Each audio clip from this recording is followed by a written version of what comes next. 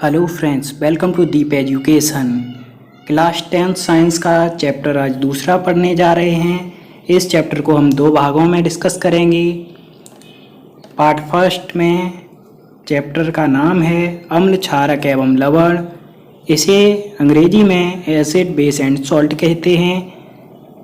Chapter का नाम अम्ल, क्षारक एवं लवण है, इसलिए हम शुरुआत अम्ल से करते हैं। अम्ल का स्वाद खट्टा होता है। यह नीले लिटमस पत्र को लाल कर देता है।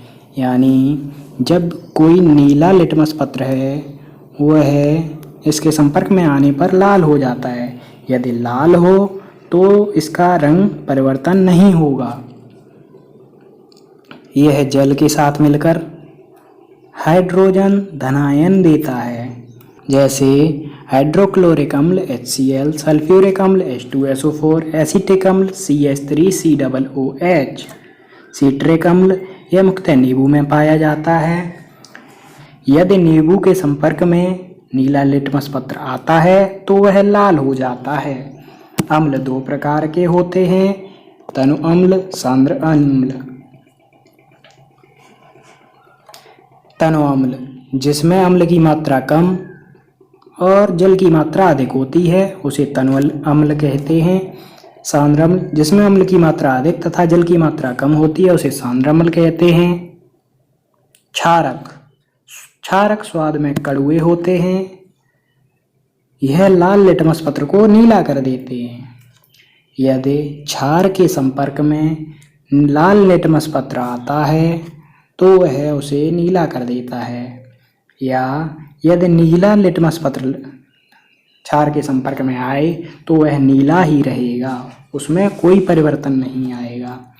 यह जलीय विलयन में हाइड्रोक्सिल आयन देते हैं या OH ऋणायन देते हैं, जैसे sodium hydroxide NaOH, potassium hydroxide KOH, ammonium hydroxide NH4OH। लवण ये किसी अम्ल या क्षारक की परस्पर क्रिया से बनते हैं। इस क्रिया में जल अनिवार्य रूप से बनता है। जब हम अम्ल और क्षार की अभिक्रिया एक दूसरे से कराते हैं तो इस अभिक्रिया में जल अनिवार्य रूप से बनता है। क्षार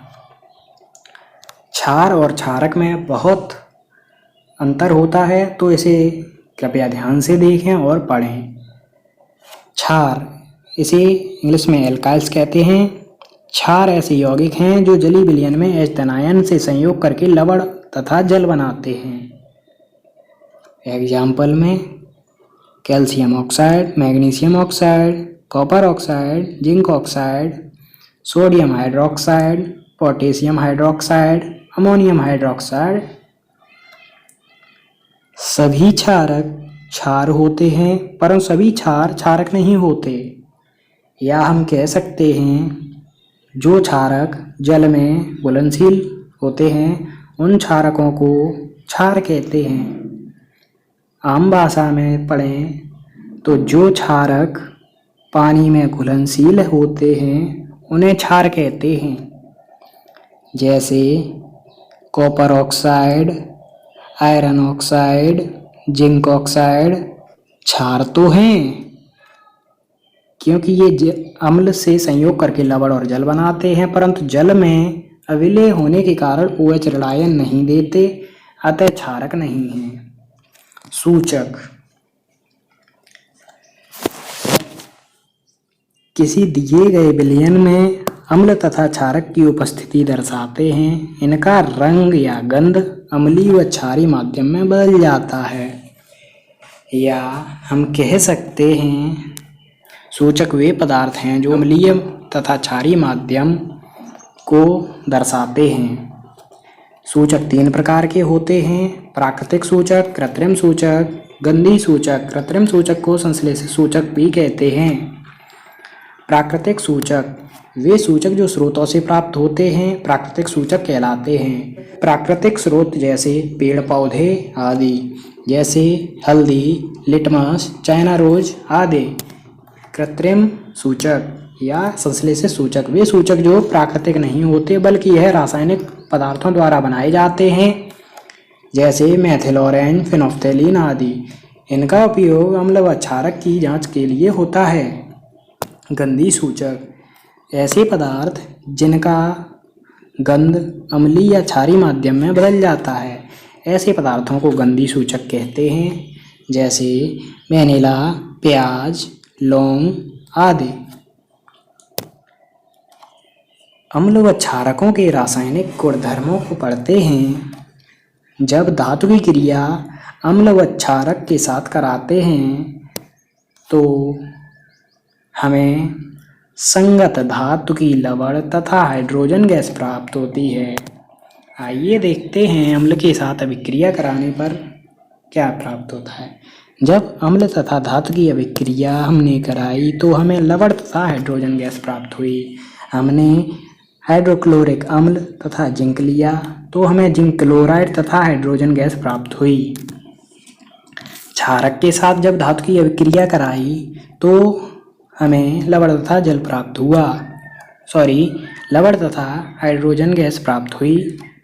जब हमने सोडियम हाइड्रोक्साइड तथा जिंक ली तो हमें सोडियम जिंकेट प्राप्त हुआ तथा हाइड्रोजन गैस प्राप्त हुई।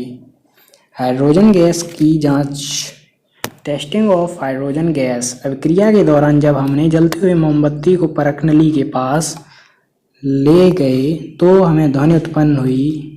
यह ध्वनि बताती है कि उत्पन्न गैस हाइड्रोजन गैस है। आइए चित्र से समझते हैं।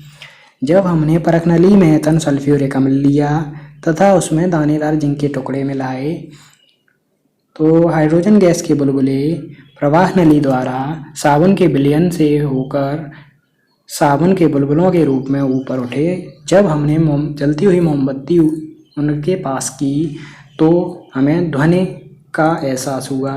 इससे हमें पता लगता है कि हाइड्रोजन गैस का दहन हुआ। इसमें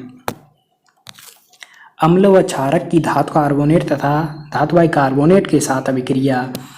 सभी धातु कार्बोनेट तथा हाइड्रोजन कार्बोनेटों की अम्ल के साथ अभिक्रिया करने पर लवण, कार्बन डाइऑक्साइड तथा जल प्रदान करती हैं।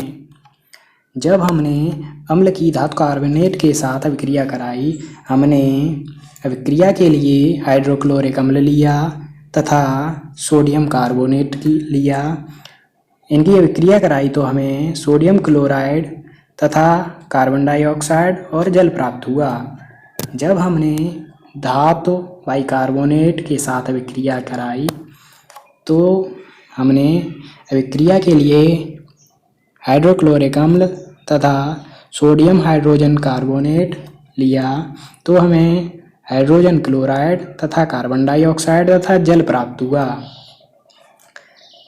क्षारक धातु कार्बोनेट तथा धातु बाइकार्बोनेट के साथ अभिक्रिया नहीं करते, या हम कह सकते हैं क्षारक धातु कार्बोनेट तथा हाइड्रोजन कार्बोनेट के साथ अभिक्रिया नहीं करते। कार्बन डाइऑक्साइड का परीक्षण। कार्बन डाइऑक्साइड गैस को चूने के पानी से प्रवाहित करने पर पानी दूधिया हो जाता है। हमने एग्जाम्पल में देखा कैल्शियम हाइड्रोक्साइड तथा कार्बन डाइऑक्साइड को जब अभिक्रिया कराया तो हमें कैल्शियम कार्बोनेट तथा जल प्राप्त हुआ। जब अधिक मात्रा में हमने कार्बन डाइऑक्साइड गैस प्रवाहित की तो हमें उसका रंग श्वेत प्राप्त हुआ।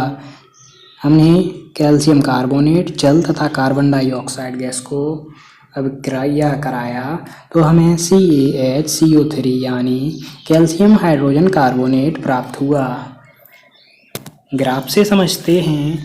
हमने एक परख नली ली, उसमें कार्बन डाइऑक्साइड गैस तथा हाइड्रोक्लोरिक अम्ल लिया, उसको एक निकास नली द्वारा एक दूसरी परख नली में कैल्शियम हाइड्रोक्साइड के विलयन में पहुंचाया तो उसका रंग श्वेत हो गया।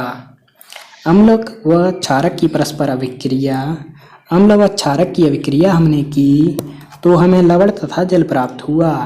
हमने उदाहरण के लिए जब हाइड्रोक्लोरिक अम्ल तथा सोडियम हाइड्रोक्साइड लिया तो हमें सोडियम क्लोराइड तथा जल प्राप्त हुआ। उदासीनीकरण अभिक्रिया। जब अम्ल व क्षारक परस्पर अभिक्रिया करते हैं तो एक दूसरे के प्रभाव को समाप्त कर देते हैं और लवण व जल निर्माण करते हैं। इस प्रकार की अभिक्रिया को उदासीनीकरण अभिक्रिया कहते हैं। या हमें कह सकते हैं कि जब अम्ल और क्षारक की अभिक्रिया कराते हैं तो वह एक दूसरे के जो गुणधर्म होते हैं उन्हें समाप्त कर देते हैं तथा लवण और जल का निर्माण करते हैं। इस प्रकार होने वाली अभिक्रिया को उदासीनीकरण अभिक्रिया कहते हैं। यदि आपको हमारी वीडियो पसंद आई हो तो please like, share and subscribe my channel and new notification के लिए please press the bell icon. Thank you for watching my video. धन्यवाद।